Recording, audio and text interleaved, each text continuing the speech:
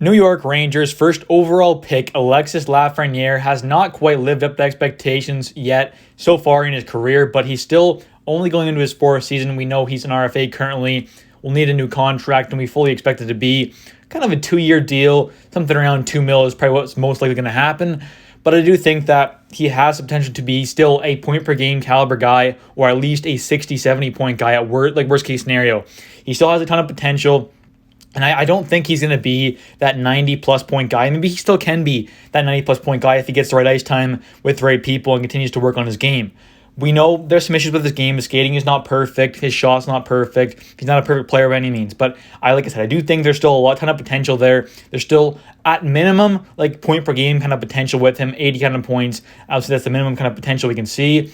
Obviously, I'm not guaranteeing he's going to be a point per game player for the rest of his career, but I definitely think there is at least 60, 70 point caliber guy in there somewhere with Alexis Lafreniere. This guy is still talented. We know how good he was with the Rimouski Oceanic and the QMJHL. He was amazing there, had fairly comparable numbers to Crosby, and obviously, yes, has not quite lived up to expectations and nothing near Crosby, and I'm not saying he was ever expected to be, but I do think that he still has some of that potential that we saw when he was with Rimouski Oceanic, dominating with Team Canada at the World Juniors, absolutely being that MVP of the tournament there. Like, he was an absolute monster. I remember watching that tournament, being a Canadian Rangers fan, and going, man, I wish we sucked this year so we could get Lafreniere. I remember sitting on my couch. I remember the exact moment when I said that, I was just watching him dominate that whole entire tournament after Canada won gold, and I went, wow, man, I wish we sucked this year just to get this guy. And obviously, it's been a weird season with the COVID year and having that play-in tournament and us losing to Carolina in that play-in tournament. And then I thought, okay, well, at least if we lost to Carolina, then here we go. Maybe we can get Lafreniere. And then look what happened. We did get Lafreniere. And it hasn't quite lived up to expectations. I definitely haven't been too happy with how he's played so far, but I also think that's definitely a lot to do. I'm not saying all of it. I'm not saying even maybe,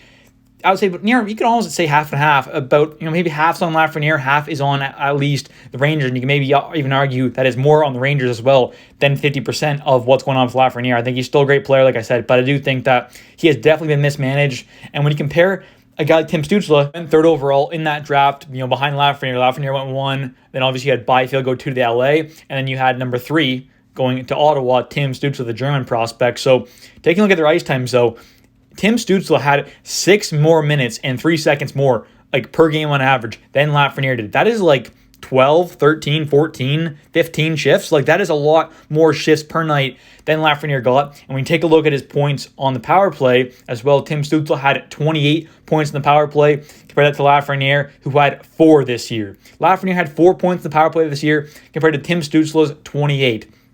So Tim is getting a ton more power play time and a ton more ice time on average, and he's also doing it with better players. Let's be honest. There was a lot of the time last season when you'd see even when the kid line was together. Yes, Kakko and Hedl are still great players, but I do think that you take a look at the other guys who's playing with points when he was on that fourth line or on that third line, whatever it was. He wasn't always playing with the best guys, and also he was getting changed so much. Gallant changed the lines. I swear, every single game there was new lines. Every single game. It did not matter whether it was good or bad. Whatever happened the game before, it didn't matter. Gallant was switching up the lines pretty much every game. It was unreal with what he did with the lines, and I can't imagine that can be good for a young player's development like a Lafreniere. I think he needs this year to be, he should be in the top 6. I think, yes, he needs to earn it, obviously, in training camp and in the preseason. He needs to show that he deserves top 6 ice time. But I do think that he has the potential to still be a breakout candidate, be a point-per-game guy, be a great top 6 forward, but he needs the ice time to do it, and he needs to be given the chance to show people and given that power play time. I'm not saying he has to be on the power play 1, but maybe here and there he gets power play 1 when injuries happen. If Panarin's out for a game or 2 here and there, maybe he takes Panarin's spot. You gotta give him some more ice time. You gotta give him more power play time, and needs to get on the ice more with better players as well. I'm not saying Kakko and Hedl are the reasons why Lafreniere hasn't taken those big steps forward, but I do think that is a factor, and I definitely think he needs to be with consistent line mates in the top 6, getting 20 minutes a night, something around there, maybe not even 20, at least 18, 19 kind of thing, because Lafreniere, he's averaging 15 minutes and 13 seconds a night this year. The previous 2 years were under 14, right? So he's not averaging a ton of ice time. His career numbers of ice time per game is 14 minutes, 125 seconds. This year at 15, 13, which is not a lot. That's kind of like a third liner, which is obviously what he's been playing with. So I think if you can get consistent top 6 minutes maybe being on a pairing with a guy like, Mika Zibanejad, a Blake Wheeler. That could be a first line. Really is a bunch of different combos you can do. You could have Lafreniere on the right side and maybe go a Kreider, Lafreniere, Zibanejad. That worked pretty well last year at times as well. So that could be a possibility. Maybe you go Panarin, Trocheck, Laf. Maybe you go